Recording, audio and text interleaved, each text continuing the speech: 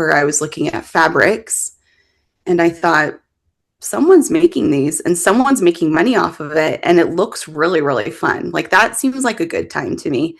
And then I found out that there were surface pattern designers who were working from home, who were working for themselves, designing what they wanted to, and then licensing them out to companies. And I was like, yeah, sign me up. So I took a course for that, learned how to do that. And yeah, so I've been doing all kinds of design work, but surface pattern design is one of my favorite parts.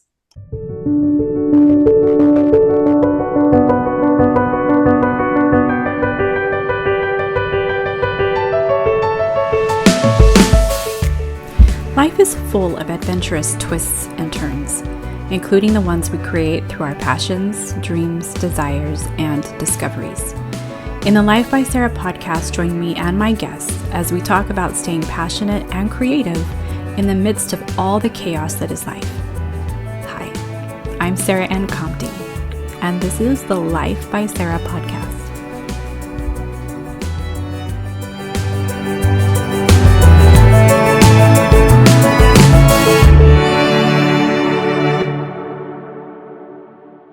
Hey everyone, welcome back to the Life by Sarah podcast. I have an awesome guest here that I'm super excited to share with you. This is Samantha Comte. Samantha, do you want to go by Samantha or Sam? You can call me Sam, but my business, I just like to go by Samantha business aspects. Anyway, just so people know that I'm a female. Yes. I think sometimes when you see Sam online, you're like, oh, that's a boy. But good point. Yes. Yeah.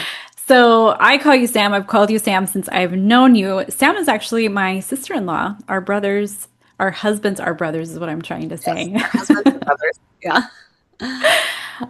So you go by Samantha Dara on your social media, and I think on your website as well.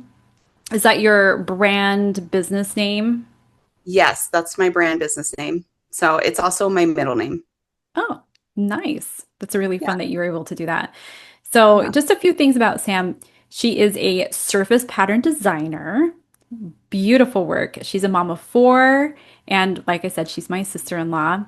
Sam was born and raised in Ohio, and she now lives in Utah with her husband and 4 kids.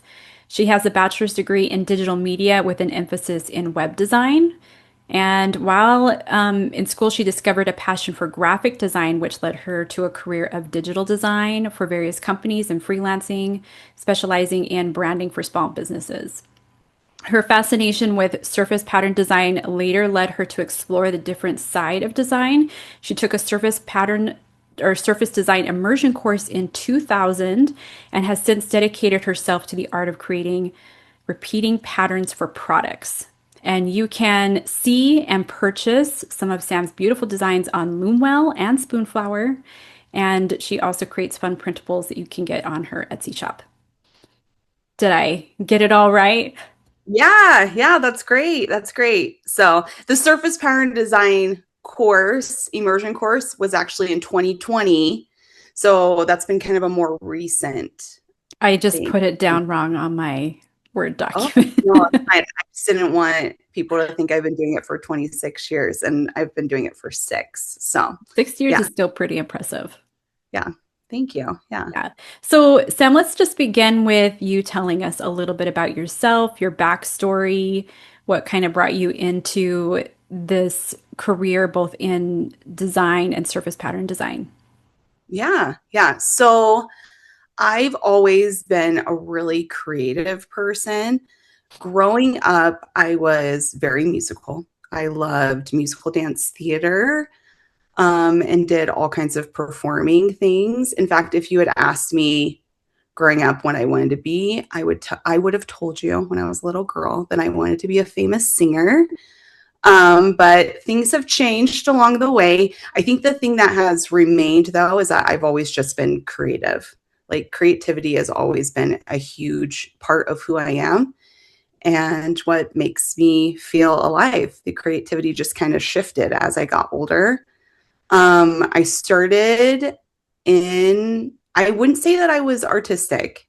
I took like some drawing classes for fun, painting classes here and there.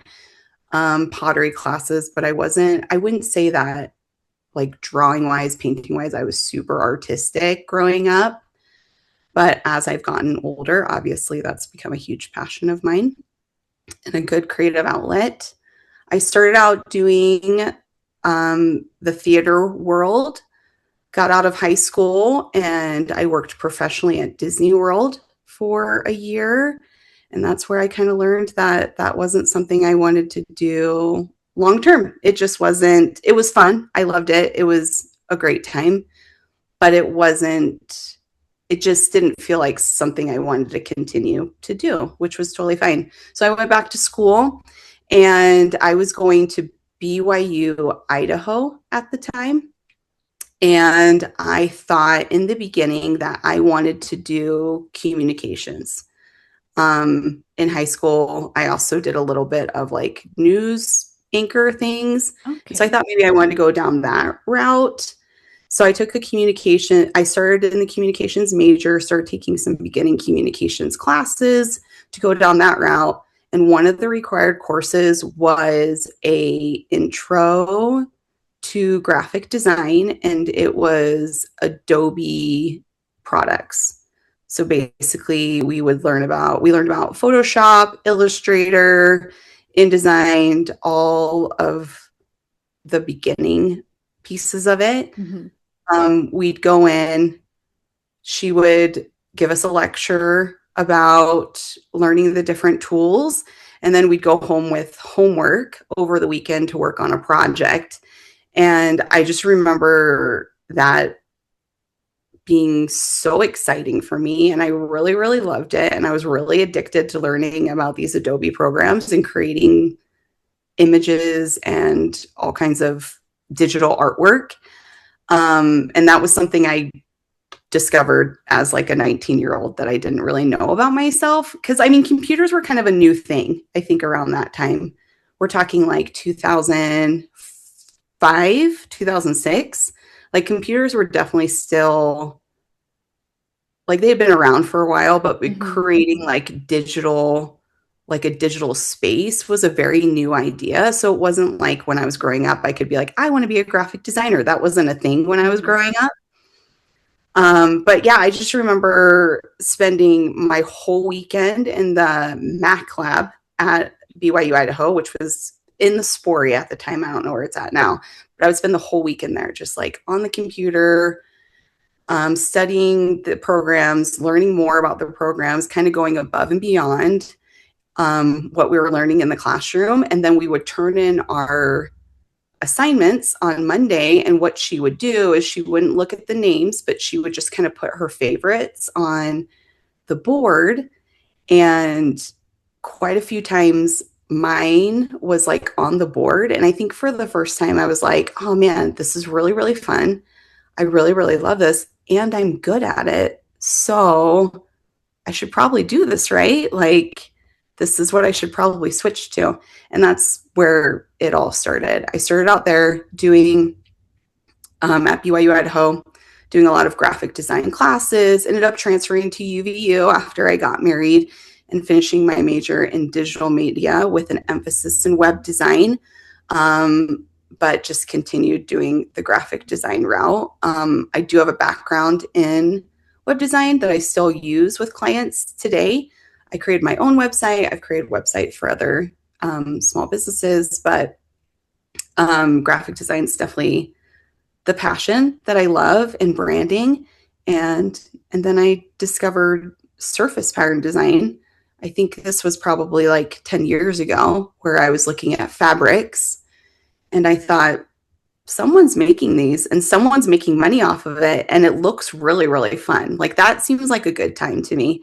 And then I found out that there were surface pattern designers who were working from home, who were working for themselves, designing what they wanted to, and then licensing them out to companies. And I was like, yeah, sign me up. So I took a course for that, learned how to do that. And yeah, so I've been doing all kinds of design work, but surface pattern design is one of my favorite parts. And so is branding. So Wow. So what what aspect of design was really interesting to you that kept you going? Um, just yeah, just creating it and having fun. Working with small businesses has always been one of the most exciting parts. I get to work with small business owners who are very passionate about their dream that they're building, this business that they're building. Whether that's I'm creating branding for them or I'm creating designs for them to put onto their products. That's been really fun, is getting to know these other people who have big dreams too and want them to come alive and are asking me to have a small part in that. And that's been a lot of fun. So you're still designing for small businesses, like doing branding and such? Yeah, I've been doing some branding work. Yeah, recently I just had a client that I signed off on 2 weeks ago, and they are a dirty soda shop, but they Mm. have a mobile truck and they're in Tennessee. And I designed their new menu and I designed their branding, some new elevated branding looks for them and their truck, the outside of their truck. So I'm really excited to see that come alive. I'm not exactly sure when all of that will be printed and out. That takes time. But yeah, I just finished that as well. So, and I had to use a lot of my surface pattern design skills there, creating Oh. patterns for them to use for their social media. And anyway, so that was a lot of fun too. So, yeah, so I've been doing that as well. How is it working with clients? I think sometimes people who want to get in these creative spaces, maybe they're apprehensive about working with people who have very specific opinions about how Mm-hmm. they want something. So how is that working with them? I think you just have to have really, really good boundaries. That's what I've found. So I've been working with clients for years. And I remember in the beginning when I first started doing it, I got walked all over or I'd be taken advantage of. They wouldn't mean to. They were nice and amazing and awesome. But I think there's sometimes they're like, "Oh, just do one more thing, just do one more thing." And then it ends up that you're spending a lot of hours on something that, had a set income for. Hmm. So you're kind of doing free work at a certain point. So I think it's just, yeah, you have to have really good contracts and set those boundaries up front. And then that will set the tone for the relationship. I've definitely noticed that when I go through and I'm like, it feels mean because I have that people pleasing and tendency. I want people to be happy and I don't want people to be mad at me. But if I take the effort to, send out a contract that is very specific and I was like, you'd only have 3 revisions. This is going to take us 3 weeks to get through. After final payment, we're done. There was another client I was working with, and I remember I had to send this email where I was like, and it's not that they were asking for free work, but I knew that it was something you just always have to protect yourself. And it was Hmm. so hard for me to send out this email that just said, if you need any more revisions at this point, it will be an hourly rate. And that's a fair thing to ask. Hmm. Sometimes it feels a little mean and you're like, oh, are they going to be mad? Are they going to be offended? But it's totally fair. And then of course, they're nice when they respond. They're like, sounds great. Thank you so much. We love your work. And this whole time I'm in my head thinking like, oh my gosh, they're going to be so upset. Like they're going to be so mad at me. And they're not. They're totally not. So yeah, I think just setting like clear boundaries, not being afraid to just kind of show up for yourself and setting those clear boundaries is just a great thing to have in the very beginning. And it sets, yeah, the tone for it sets a real professional tone for the whole relationship. That's great. That's really great. So here's another interesting question because I've worked in the creative space with employers, and sometimes it can be difficult when you create something and then they come back and they're like, I hate it. Have you ever dealt with that? And how do you deal with feedback?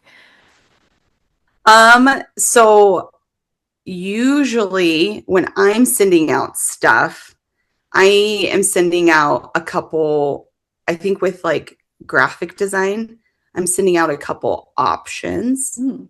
So when it comes to branding, there's a lot of times where I'll be like, here's one, and then here's another option.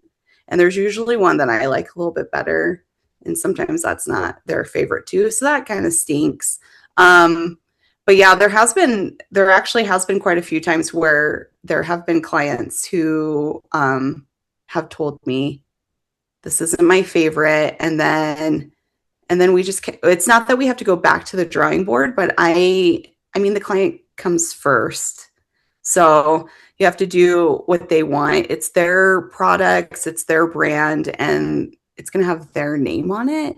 Hmm. So when I'm designing stuff for myself, I have all that creativity, that creative liberty to do whatever I want. But when I'm doing something for a client, it is their call. And sometimes that is a little hard. I try and find that happy medium of being like, hey, this is what I think would be best, but I'm totally willing to do what you want. So let me know. I try and, sneak that in there Yeah. to see if we can get a little wiggle room. But yeah, so every once in a while you do get a client who wants it a certain way and you have to do it the certain way for them. Yeah. It sounds like what I'm getting, and you can tell me if I'm wrong, it's a lot about communication. Yes. Yes. I think that is probably the number one thing when it comes to creative work is making sure you're checking base and you're always if I'm working on a project, Mondays are my days that I check in. And every Monday I'm sending an email, whether it's with a deliverable, like here is what I've worked on and this is where we're at, or it's an update like, hey, I'm still working on this project. It's taking me a little longer than I thought it would be. Like, it's better to let them know that you're falling behind than it is to just have them guessing and be like, are they working on my thing? They said they have it by Monday, but I haven't heard anything. So yeah, I agree. Communication's like number one. You got to let them know where you're at all the time. So yeah, Mondays are my days that I check in with all my clients and just let them know where we're at. So That's great. So tell us a little bit more about service pattern design. I remember years ago you telling me that you were really interested in it. And I remember when you got into your course, you were super excited. And then I've seen the work that comes from it, and it is beautiful. One of my favorite designs that I've seen from you. There's two are my favorite. You have this really beautiful swan wallpaper that I think you yeah, sell through Loomwell, and then you have this rose. It's something you did with watercolor, and I don't remember where you had that available, but I loved it. So tell me a little bit about that journey, and why you felt so strongly to go into it, and then where it's led you. yeah. So I love the flexibility of being a surface pattern designer because essentially I am working for myself. My brand is Samantha Dura, and I am designing things that I love. I put it out there, and if people love it too, they buy it. But no one's really giving me, I'm not really getting that feedback. It's like, well, it would be better if you did this or this or this, because it doesn't matter. Like, it's for sale, it's under my brand name. And the flexibility is just, it's so much fun, but also the flexibility of just life. I think everybody has a very multifaceted life where, yes, we have our jobs, but we also have our personal lives and we have hobbies and we have friends and we have children and we have relationships, our spouses. And we want to be able to maintain all of those aspects as well. And surface pattern design definitely gives me a lot of flexibility where I can work on my own projects, build my own income. But if I want to take a day off, I can take a day off. If I've got a sick kid, then, I can work a little bit and then make some homemade soup for my sick kid in the middle of the afternoon. Like, it's not a huge deal. Every once in a while there are deadlines. You will get I sell things through Spoonflower, which is very flexible, but when you're working with certain clients and you have deadlines, there are times where you do have hard deadlines and you'll have to be flexible in that way as well. But as far as like a 9 to 5 job, it's definitely way more flexible than going 9 to 5. So that was the biggest thing that drew me to it. I've got 4 kids, and I love my children, and it's busy, and I wanted to be able to um, be there for them as well as be able to build an income and pursue my passions as well. And it was a great way to do both. Kind of feel like it's like living the dream, essentially, like Yeah. being able the best of both worlds. So, yeah. How do you balance work and life? Like, what challenges have you overcome as you've worked to pursue this dream? I mean, I guess it would go back to just having boundaries. There's there we've had to I've had to set like strict boundaries with like when my work hours are, especially if I have a deadline coming up, even if it's a deadline for myself and making that kind of non-negotiable.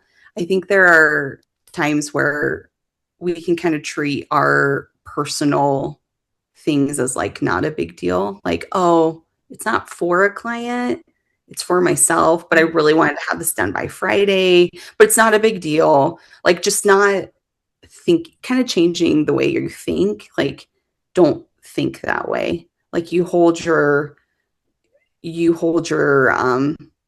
goals, you hold your to yourself as well as you would hold to a client. So, I mean, life happens. Sometimes you'll have to, move things around, but for the most part, it's just kind of being strict about your boundaries and communicating that as well to your family, spouse, whatever, is going Yeah. on in your life. And how does your family support you in this?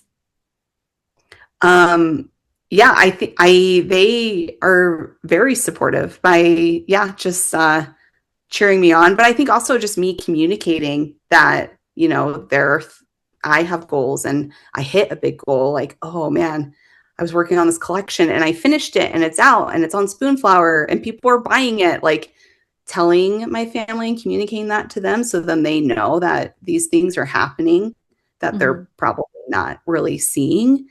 Um, yeah, and they can get excited with me too. So that's really important. But yeah, like allowing communicating to them the things that are I'm working on so that they can celebrate with me for those wins. Um, yeah, is a great way that they support me. Do they celebrate pretty well with you? Yeah, I mean, just like, oh, good job, like I'm proud of you, things like that. That's So awesome. yeah. That's really fun. Um, so how are there any other challenges you want to tell anybody who's like going into any creative space, who's dealing with family or other priorities that they feel like are taking a lot of their time or they're worried about moving into a creative space? What kind of advice would you give them? That their dreams matter. I think all of us at some point, at least for me, it's it's hard to put yourself first, especially when you've got so many responsibilities in your life and so many children. It's really easy to kind of put yourself on the back burner. But yeah, your dreams and ambitions matters just as much as your kids. Like I have 4 kids, but I've got one who's in cross country. And so she's doing lots of cross country matches or meets and hitting PRs. And, we're always supporting her and taking her to her things and buying her the things that she needs and watching and cheering her on. And then I have a son who's really into musical theater and, same thing, but different. He's got play practices, shoes he has to buy for that, dance shoes and rehearsals and all kinds of stuff. And I'm supporting him in that. And I think it's really easy to kind of be like, well, everyone's got a lot going on. I will just support them, but my stuff matters too. Like I should Mhm. be pursuing my dreams and ambitions as well.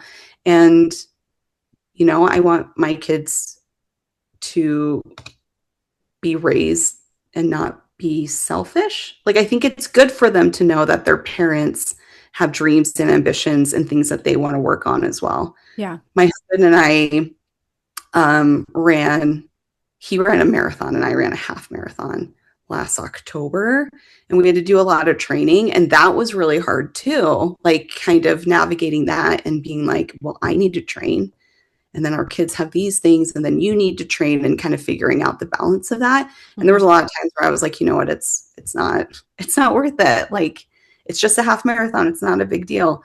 But then I was like, well, but I really want to do it, and so it does matter. Like, my kids are pursuing their dreams and ambitions and their goals and aspirations. I need space to fulfill mine and take care of me. And so, yeah, just putting that at the forefront, and um, yeah, and being okay with, speaking up for yourself and saying what you really want. And yeah. I think that's super important. I think a lot of times as moms, we tend to think only of our kids, like, well, I have to make sure that they're good, that they have everything that they need, that they're able to achieve their goals, that they're growing and progressing in all these different areas. But I think it's really important for our kids, like you said, to see their parents also achieving goals. And I think especially moms. I think it's so Hmm. important for kids to see that their moms are engaged in something, that something else matters to their moms. And I really think especially for little girls to know that they can grow up to do more. Hmm. Because I mean, men, they usually grow up, they get their job, they support their family. And there's a lot of women who do that too. But I think sometimes we as women tend to put ourselves on the back burner and think that our goals and our dreams don't matter as much as making sure that our husband is able to do what he needs to do, or our kids are able to do what they need to do. Yeah, I think it's a cultural aspect. I think there's some cultural things there, but I think there's also, it could be personality things or gender specific traits. Hmm. But yeah, I totally agree with you. It's easy. Sometimes it feels easier as the mom and the woman to just be like, you know what? I will just run ragged and drive everybody to all their things and do all the things that they want to do, and it's fine. I don't need to do my own things today. But those are usually the days that I end up overwhelmed and in tears at the end of the day. Like, those are the Yeah. days that I didn't do anything for myself or pursue my own things, are the days that I'm just they're not as good days. So it's so important. My kids are getting older, so it's definitely easier for me to take that time for myself. But yeah, when my kids were younger, it definitely was quite it was a struggle to find that balance. Hmm. Um, and I made the choice to be a stay-at-home mom at a certain point. I worked professionally for a couple years, and then after having my second kid, I made the choice to be a stay-at-home mom solely, which was a lot of fun. I don't regret it, but I definitely took time for myself and found different ways to pursue, even though I wasn't working Hmm. time. I think I started doing more branding projects probably like 15 years ago. I started building things back up. But yeah, there was a couple years where I was like solely just not just solely a stay-at-home mom. And but yeah, you find different ways to kind of, pursue yourself. There was a time where I was really into fitness, and that was my way of pursuing myself for many years. So, and now that's kind of shifted, and it's building a business and a brand. So, Yeah, that's great. I think of the analogy. And maybe some people will think that it doesn't fit quite well here, but the analogy of being on an airplane and you need to put your mask on before you put your kid's mask on. If we're yeah, not taking care of ourselves in all the aspects, not just physically, like making sure we're getting food, but making sure that we're fed mentally, emotionally, that we have things that we're able to progress and succeed in, it's harder for us, I think, to take care of others. yeah, yeah, yeah. I mean, can't it's hard to take care of people when you're not happy. Yeah. So, and I definitely felt like the times that I was doing things for everybody else and nothing for myself were my hardest days. So to be happy and fulfilled. So yeah, I totally agree with that analogy. You gotta take care of yourself. And sometimes that I mean it comes with sacrifices. Like you gotta I can't remember if I read it somewhere, heard it somewhere, but anyway, it's choose your heart. Like, would you rather put all of your ambitions and dreams aside and just focus on your children? That's hard. That's really, Hmm. really hard. Is that a Yeah. sacrifice of yourself? Or would you rather, kind of set stricter boundaries, move schedules around, communicate a little more, work and be able to pursue your dreams and ambitions? Like that's hard too. They're both hard. So it's Yeah. choosing which hard you want to pursue. And, for me it's the hard that I feel like I'm a little more happy in. I love that. I think that a lot of people need to hear these kinds of stories just so that they know that they too can pursue these types of goals and dreams, um, especially in creativity. I think that my one of my beliefs is that we are all creative in some aspect. It just might be a little different for one person than the other. Like some people are more creative in a more mathematical, analytical sense, but there's still a lot of creativity that goes into that. And, or it might be more artsy, singing, writing, dancing, whatever it is. Fitness, there's a lot of creativity that goes into fitness. And I think that we need to figure out what that is and pursue that because I think it's very uplifting, it's empowering, it helps fulfill certain mental, physical, emotional needs that we have. So, Yeah. thank you so much for coming on the podcast. Is there anything you want to share with the listeners and watchers before we end? No. Yeah. I guess just, like be true to you. Like if there's something you're interested in or if something's kind of like tickling your fancy a little bit, then it's probably something you should look into and pursue. Like there's nothing wrong with being the best version of yourself. Yes, So yeah, go do the thing that makes you happy. I love that. Thank you so much for sharing all of your insight and your story with us. Sam, where can everyone find you online? So Instagram's probably the best place. My Instagram handle is at Samantha Dara, DARA_. Oh, Perfect. Thank you so much. I really enjoyed this podcast and thank you everyone for watching and listening and be sure to come back in a couple weeks when we have another episode.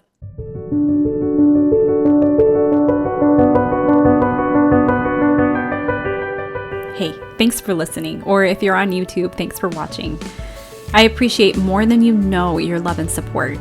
If you're looking for more by Sarah, check out my website at sarahanncomte.com and find me on Facebook, Instagram, TikTok, and YouTube at Sarah Ann Comte. I'd also love it if you hit that subscribe button and share this with your friends.